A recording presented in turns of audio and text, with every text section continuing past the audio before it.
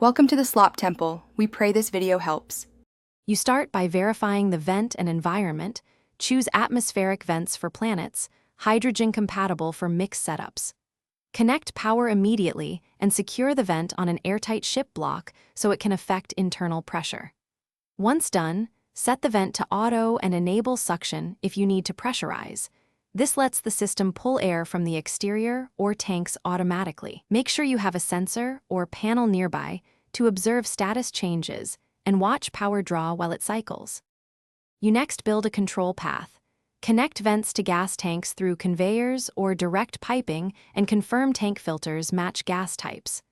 Once done, wire a programmable block or timer with a simple script to cycle vents and tanks. Sensors can trigger when pressure drops below a threshold.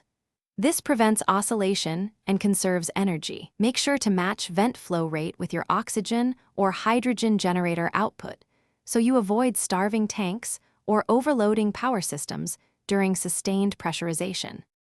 You finish by performing a controlled seal test.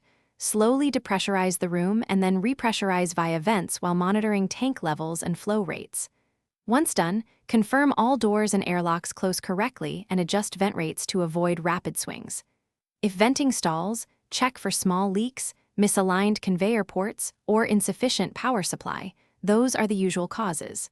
As a tip, add an on-screen alert or LED driven by the programmable block to warn you immediately of low gas or vent errors, so you can react fast. Thanks for watching. Consider subscribing if we helped you.